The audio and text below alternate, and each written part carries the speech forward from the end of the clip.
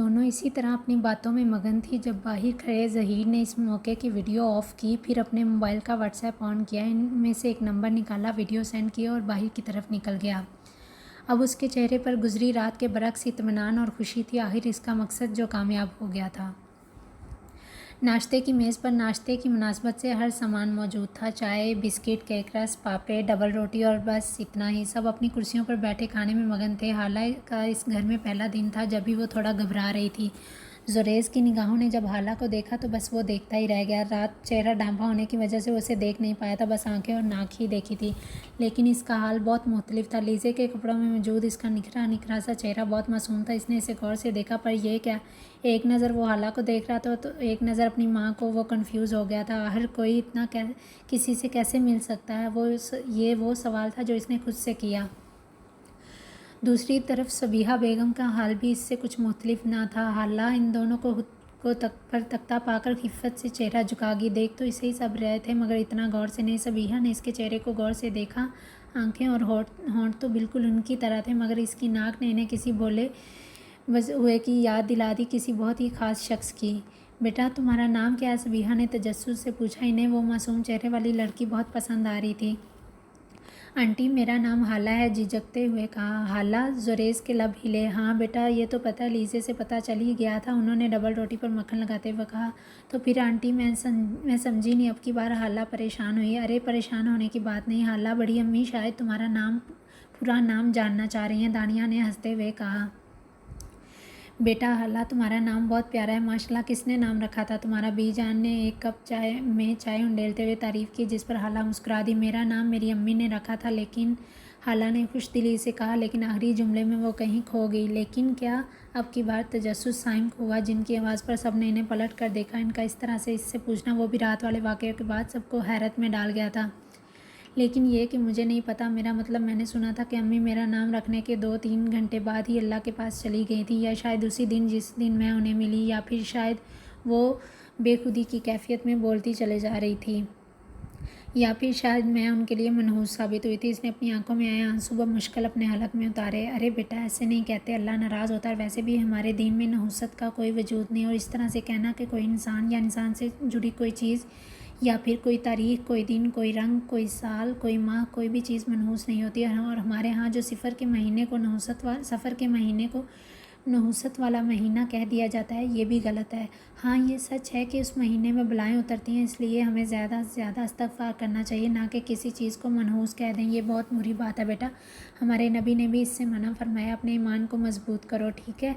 बीजान ने मुस्कुराते हुए से समझाया। ये तो बिल्कुल ठीक कहा आपने बीजान, दानिया ने मुस्कुराते हुए कहा। वो एक वाहिदी तो उनकी बातों से इस कदर खुश होती थी। अच्छा, अब आप अपना नाम तो बता दें। लीज़े से सब्र नहीं हो रहा था, इसे बस यही फ़िक्र थी कि जल्दी से इसके बारे में सब कुछ जान लें। हाला, सिकंदर उबैद नाम है मेरा। हाला ने बस इतना कहकर चाय का एक घूंट भरा। भाई, इस तरह घूर कर तो ना देखे, आपके दोस्त सालार के अलावा भी किसी और के वालिद का नाम भी सिकंदर उबैद हो सकता है। लीज़े ने जुरैज़ के घूरने पर चोट की। मैंने कुछ कहा? जुरैज़ को गुस्सा आया उसके टोकने पर। सबीहा, जो सिकंदर उबैद के नाम से उलझ कर रह गई थी, अपनी कैफियत को दुरुस्त करने के लिए जैसे ही चाय का घूंट भरा, एक ज़ोरदार अच्छू से सबकी तवज्जो उनकी तरफ हुई। मामा, आप ठीक हैं? लीज़े, जल्दी से पानी भरो। जुरैज़ ने इनकी कमर थपथपाते हुए लीज़े से पानी का कहा। ये ले अम्मी, पानी पिए जल्दी से। लीज़े ने गिलास इनके लबों से लगाया। मैं ठीक हूँ, कुछ नहीं हुआ मुझे, मैं वाशरूम से आती हूँ, पानी पी कर। इतना कहकर वो रुकी नहीं, बल्कि सीधा वाशरूम की तरफ बढ़ गई। वहाँ वाश बेसिन का नल खोले। जल्दी जल्दी उन्होंने अपने चेहरे पर पानी के छींटे मारे, नल बंद किया और सामने शीशे में देखे। उन्हें अपना अक्स नज़र आ रहा था। नहीं, ऐसा नहीं हो सकता, ऐसे कैसे? वो तो नहीं, ये नहीं हो सकता, इसका मतलब वो ज़िंदा है। वो इंतहाई सिसकियों से रोने लगी। इन्हें समझ नहीं आ रहा था कि कैसे खुद पर काबू करें, कैसे खुद को संभालें। दरवाजे का लॉक चेक करती से टेक लगाए वो ज़मीन पर बैठती चली गई। नहीं, ये मुमकिन नहीं है, ये मेरा वहम होगा। हाँ, ये मेरा वहम है, और वैसे भी एक नाम के तो बहुत होते हैं ना इस दुनिया में, वो भी कोई और ही होगी। खुद से कहती अपने भीगे चेहरे को एक बार फिर से धोकर हुलिया दुरुस्त करती, एक नज़र शीशे में डाली, फिर तेज़ी से दरवाजे की तरफ बढ़ती, इसे खोलकर बाहर निकलती चली गई। 2 दिन बाद सर्दी में भी इजाफा हो गया था। मगरिब के बाद से ही हर तरफ सन्नाटे का राज था। सिर्फ चंद मरीज़ ही अस्पताल के दरवाजे से अंदर दाखिल होते दिखाई दे रहे थे, वो भी नज़ला ज़ुकाम के मरीज़। ऐसे में हॉस्पिटल की इमारत की ऊपर की मंजिल के प्राइवेट रूम से चौधरी शाहनवाज़ मलक अपने साथी बशीर, फ़ारूक, कमाल और नफीस के साथ बाहर निकल रहा था। सारे अफराद में से सिर्फ बशीर और फ़ारूक ही बेहतर हालत में थे, जबकि बशीर को तो कुछ ही हुआ ही नहीं था। उल्टा उसी के हाथ से चौधरी के सर पर पत्थर पड़ा था, जिसकी वजह से चौधरी के सर पर पट्टी बंधी हुई थी और गोली लगने की वजह से उसे आराम करने की हदायत की गई थी। इसी को पेश नज़र रखते हुए वो व्हील चेयर पर दराज था, जबकि वो चारों इनके दाएं बाएं चल रहे थे, जबकि फ़ारूक व्हील चेयर को धक्का लगा रहा था। बाकी दो आदमियों के चेहरों और जिस्म पर भी जख्मों के निशान थे, मगर पट्टियों के अंदर वो चारों लिफ्ट में दाखिल हो रहे थे ताकि अस्पताल की इमारत से बाहर निकल सकें।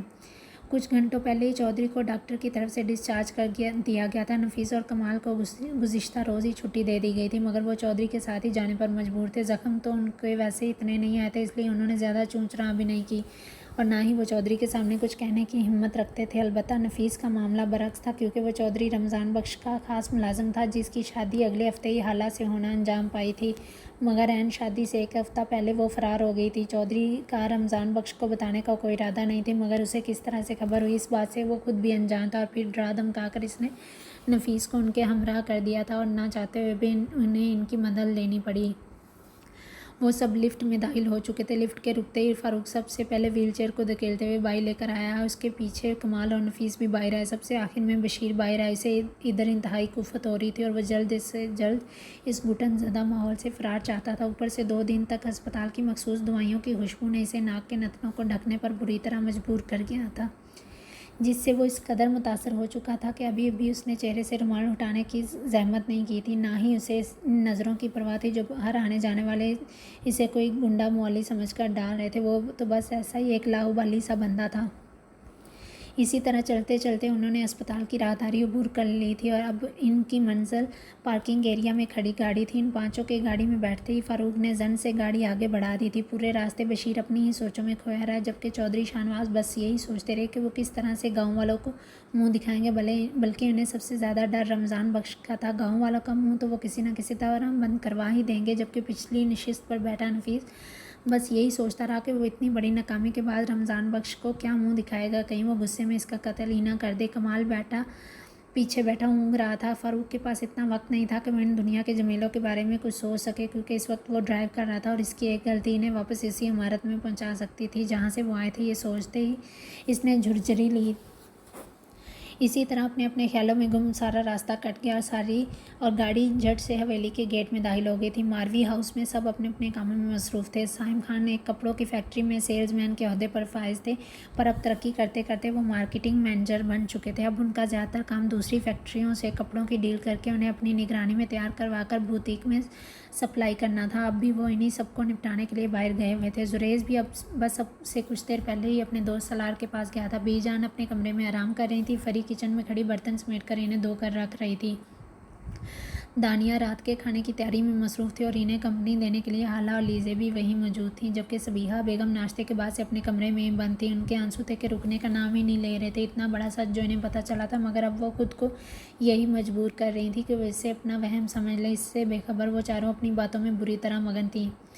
मैं तो कहती हूँ खाना बनाना दुनिया का सबसे आसान काम है। लीज़े ने अपने बाल कान के पीछे अड़सते हुए बास्केट से एक सेब उठाया और इसका एक बाइट लेकर मज़े से खाया और फिर स्लैब पर चढ़कर बैठ गई। क्या सच में तुम्हें ये बहुत आसान लगता है? हला का हैरत से मुंह खुला, मगर किसी को ज़ाहिर किए बिना इसने अपनी कैफियत छुपाई और बड़ी बड़ी आंखें करके तजस्सुस से पूछा। इसके पूछने के अंदाज़ पर दानिया ने फरी की तरफ देखकर मुस्कुराहट छुपाई, जबकि दोनों का ध्यान ही अब पूरी तरह लीज़े के जवाब पर हो चुका था।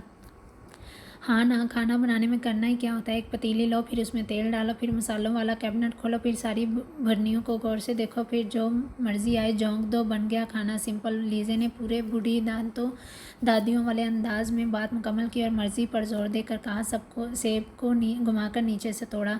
दफ़ा हो, तुमसे तो बात करना ही फजूल है। फरी जो अपने बर्तन छोड़कर इसकी बात सुनने आई थी तब कर वापस सिंक की तरफ बढ़ गई, जबकि चेहरा लाल बब्बू का हो रहा था। फरी के अंदाज पर दानिया का कहका बेसाख्ता था, जबकि हाला ने खुद को कुछ कहने से बाज रखा। मारवी हाउस से कुछ ही मील दूर एक खूबसूरत से बंगले में सालार अपने खानसामा को रात के खाने की हदायत देता लाउंज में आकर बैठा था। इसके हाथ में काफ़ी का मग और चीज़ पॉपकॉर्न थे, क्योंकि इसका इरादा एक अच्छी सी हॉरर मूवी देखने का था जो सिर्फ नाम की ही हॉरर होती है, जबकि इसे देखते हुए डर लगने के बजाय ज़्यादा हंसी आती है। इसने अपने लिए एक मूवी सेलेक्ट की और इसे प्ले करके स्क्रीन के सामने सोफे पर बैठ के इसकी टांगें सामने रखी शीशे की टेबल पर थी। स्क्रीन पर जो मंजर चल रहा था उसमें एक लड़का आधी रात को कब्रिस्तान में मौजूद था और इंतहाई एहतियात से कब्रों से बचते हुए अपने कदम आगे बढ़ा रहा था। इसके एक हाथ में तेज़ धार तकरीबन एक बरिश्त का चाकू था जिसकी नोक से खून टपक रहा था। अभी भी इसने एक उल्लू का कत्ल किया था। अचानक एक कब्र खुलती और इसमें से एक हाथ बाहर आता। दूसरी तरफ वो लड़का भी सहज सहज कर कदम उठा रहा होता। वो हाथ भी बस उस लड़के के बिल्कुल पीछे होता, मगर वो इससे अनजान था। सलार इस मंजर में पूरी तरह डूबा हुआ था। इसे अपने इर्द गिर्द की भी कोई होश नहीं थी। अचानक इसे अपने सर में कुछ गीला गीला सा महसूस हुआ। इसने हाथ लगा कर देखा तो कुछ भी नहीं था। स्क्रीन पर वो हाथ इस लड़के की गर्दन के इंतहाई करीब पहुंचता है। तभी सलार के माथे से कोई चीज़ टपकती इसकी गोद में गिरती है, लेकिन वह वैसे ही बैठा सामने के मंजर में मगन था। तभी इसके कान में एक ज़ोरदार सनसनाहट होती है। एक ज़ोरदार चीख पूरे लाउंज में गूंजी। इसकी चीख का गूंजना था कि पूरा बंगला अंधेरे में नहा गया सिवाय स्क्रीन के। स्क्रीन में वो हाथ इस लड़के का गला दबोच चुका था। तकलीफ से इसकी आंखें उबल आईं। इसकी टांगें खड़े रहने से इनकारी होगी। जब भी वो लड़का बस अब उस हाथ के सहारे ज़मीन पर गिर चुका था। हर तरफ अंधेरा होने के सबब सलार की निगाहें स्क्रीन पर जमी थीं। तभी कोई चीज़ छनाके से टूटी। सलार की निगाहों ने पल में जाविया बदला। अंधेरे में इसने आवाज़ का मरकज़ जानना चाहा, मगर बेसूद। मैंने कहा था ना, मुझसे बचकर नहीं जा सकते। आ जाओ, मेरे पास आ जाओ। स्क्रीन पर आवाज़ गूंजी। सलार के दिल को कुछ होने लगा। इसको वहाँ खड़े रहना मुश्किल हो गया था। अंकल, क्या हुआ? ये लाइट क्यों चली गई? जनरेटर ऑन करें जल्दी। डर से इसने अपने खानसामा को आवाज़ दी। कितना ही चीख लो, मुझसे पीछा तुम नहीं छुड़ा सकते। दूसरी दुनिया से आई हूँ सिर्फ तुम्हें लेने, जॉन। स्क्रीन पर इस हाथ ने इस लड़के को कब्र के अंदर खींच लिया। कब्र की सतह फिर से बराबर हो गई। ये मंजर इस कदर खौफनाक था कि सलार की सच में जान निकल गई। क्या हुआ? अब तक जनरेटर क्यों नहीं खुला? इसने बमुश्किल कपकपाती टांगों से अपना जुमला मुकम्मल किया और सोफे को टटोलते हुए इस पर डह गया। इसकी हाथ तेज़ी से रिमोट तलाश कर रहे थे, पर वो वहाँ नहीं था।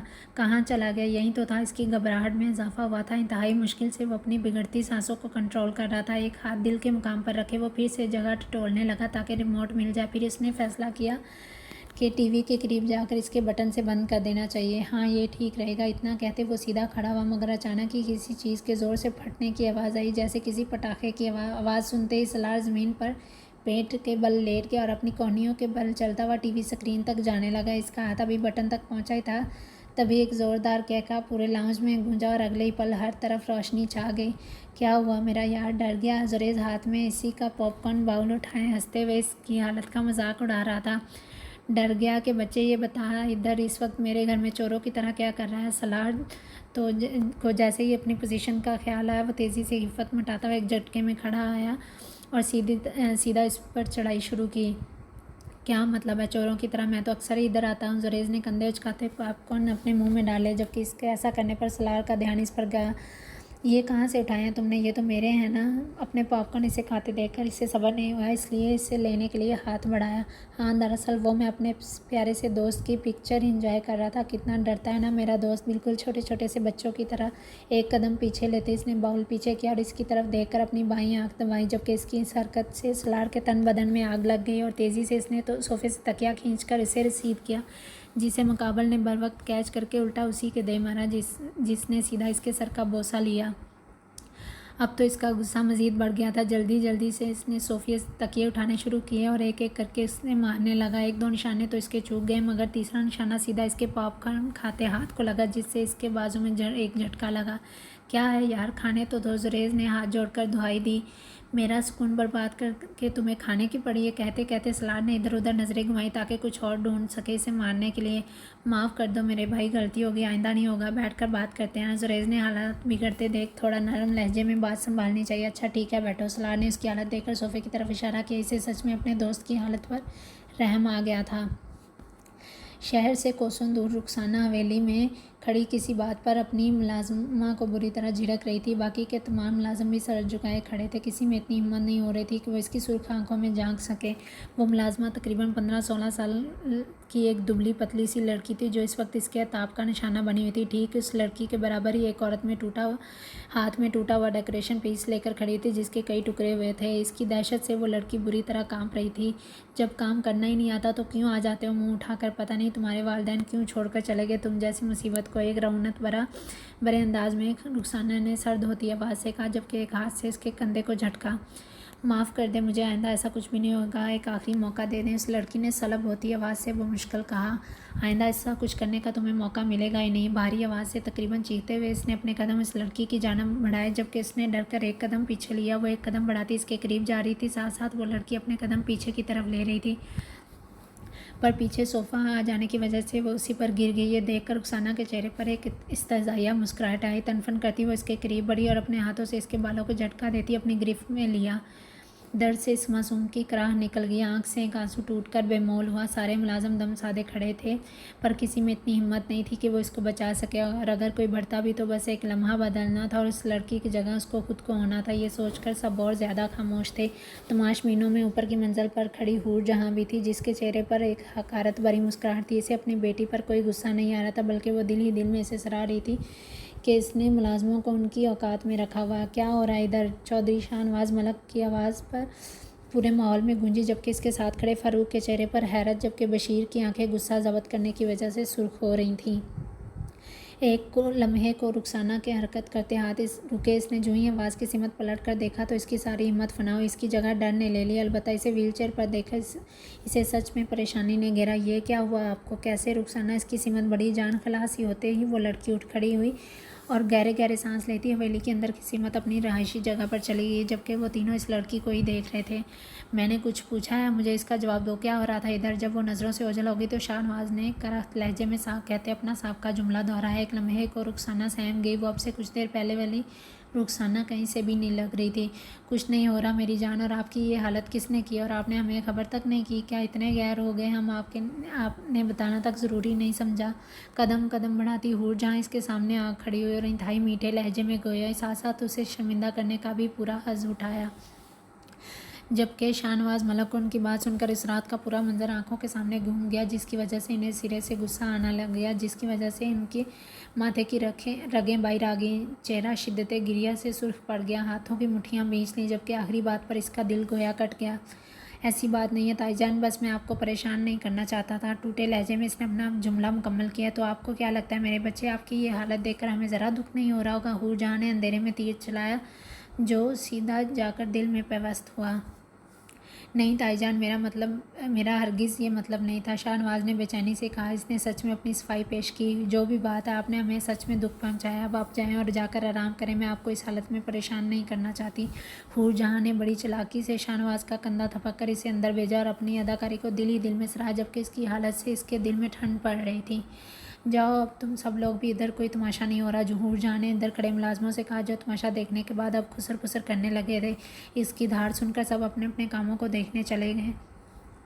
देखा कैसा संभाला सब? हूर जहाँ ने रुखसाना की तरफ देखकर मोहब्बत से कहा, जब आप हैं मुझे फ़िक्र की क्या ज़रूरत है, आप सब संभाल लेंगी, मुझे यकीन है। रुखसाना ने हूर जहाँ के गले में बाहें डाली। ये तो है, एक अदा से कहती हूर जहाँ मुस्कुरा दी, जिसे देखकर रुखसाना के चेहरे पर भी मुस्कुराहट आ गई। जुरेज़ और सलार अब सोफ़े पर बैठ गए थे। सलार ने अपने हाथ सोफ़े की पुश्त पर फैला रखे थे, जबकि जुरेज़ इस वक्त भी बाउल था में पूरी तरह से पॉपकॉर्न से इंसाफ करने में मसरूफ़ था। जब भी सलार की निगाह टेबल पर उठी जहाँ थोड़ी देर पहले इसने अपनी कॉफ़ी का मग रखा था, इसने एक नज़र खाली जगह पर डाली और दूसरी साथ बैठे जुरेज़ पर। ये मेरी कॉफ़ी कहाँ है? सलार ने अपने शक पर यकीन की महर लगाते जुरेज़ से पूछा। मुझे क्या पता तुम्हारी कॉफ़ी कहाँ है? जुरेज़ ने इंतहाई सुकून से कहते खाली बाउल मेज़ पर रखा, तुम्हें क्यों नहीं पता? खाली बाउल देखकर इसे गुस्सा आया, साथ में इसके सुकून पर भी।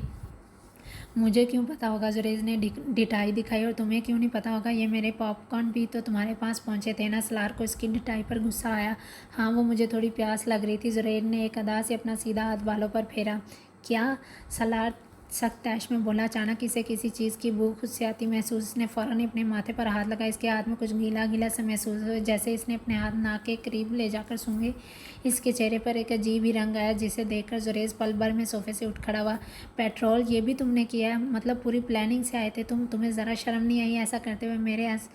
मेरे अल्लाह, मैं सोच भी नहीं सकता तो तुम इतना गिर सकते हो। तुम मुझे पेट्रोल छिड़क कर आग लगा कर मारना चाहते थे? सलार सख्त इश्तियाल के आलम में सोफ़े से उठ खड़ा हुआ और इसके करीब बढ़ने लगा। जुरेज़ जो अपनी बतीसी की नुमाइश में मसरूफ़ था, उसका ये अंदाज़ देखकर इसकी खुली बतीसी फ़ौरन बंद हुई, जिसे देखकर सलार के चेहरे पर एक मुस्कुराहट आई जिसे वो कमाल से छुपा गया था। निकल जाओ मेरे घर से, मैं तुम्हारी शक्ल भी देखना नहीं चाहता, तुम इतना भी गिर सकते हो, मैंने कभी सोचा नहीं था। सलार गुस्से में चीखा, नहीं नहीं मेरे दोस्त, ऐसी कोई बात नहीं, तुम गलत समझ रहे हो, मैं तो बस मजाक कर रहा था। घबराहट के मारे इससे बोला भी नहीं जा रहा था। सलार ने आगे बढ़कर इसका कॉलर थामा और इसे पीछे झटका दिया। जुरेज इस सब के लिए तैयार नहीं था, इसलिए फ़ौरन ही इसने ज़मीन को सलामी पेश की। सलार, तुम ये क्या कर रहे हो, तुम्हें मुझ पर यकीन है, जुरेज ने लेटे लेटे ही कहा। सलार सुर्ख होती आंखों समेत इसकी तरफ बढ़ा और एक झटके में इस पर झुका। जुरेज ने डर के मारे अपनी आंखें भींच ली। इसे सच में अपनी गलती का शिद्दत से एहसास हो रहा था, मगर कुछ लम्हे तक जब इसे कुछ महसूस नहीं हुआ तो इसने आंखें खोलकर सलार की सीमत देखा। वो इसकी तरफ हाथ बढ़ाकर खड़ा हुआ, जबकि होंठों पर मुस्कुराती। जुरेज एक लम्हे को हैरान रह गया। कुछ पल वो मजीद वैसे ही लेटा रहा। क्या हुआ, तुम्हें मेरी मदद नहीं चाहिए? ठीक है, खुद उठ जाओ, सलार ने शरारत से कहते हुए अपना हाथ पीछे खींच लिया। जुरेज ने इसे घूरा और खुद ही खड़ा हुआ। सलार ने इसका मुंह देखा और एक ज़ोरदार कहका लगाया। मेरा प्यारा छोटा सा दोस्त डर गया। सलार ने इसे देखकर आंख दबाई। ऐसे क्यों देख रहे हो, मजाक करने का हक मुझे भी। ऐसे खुद को घूरता देखकर सलार ने सिलसिला कलाम जोड़ा। साहब जी, खाना तैयार है, अगर आपको खाना है तो लगा दूं। खानसामा की आवाज़ पर दोनों ने पलट कर उसे देखा। जी लगा दें, हम आते हैं। सलार ने इतना कहकर जुरेज का हाथ पकड़ा और खाना खाने चल दिया। फारूक चौधरी शाहनवाज मलक की व्हीलचेयर खिसकाते इसे इस कमरे में ले आया था, जबकि बशीर वहीं से वापस चला गया था। इसमें अब और वहाँ रहने की हिम्मत नहीं थी। कमाल मर्दान खाने की तरफ बढ़ गया, जबकि नफीस ने अपने गांव का रुख किया था। आखिर उसे इतनी बड़ी खबर जो रमज़ान बख्श को सुनानी थी, वो यही ताने बाने बुन रहा था कि वो किस तरह से उससे इतनी बड़ी बात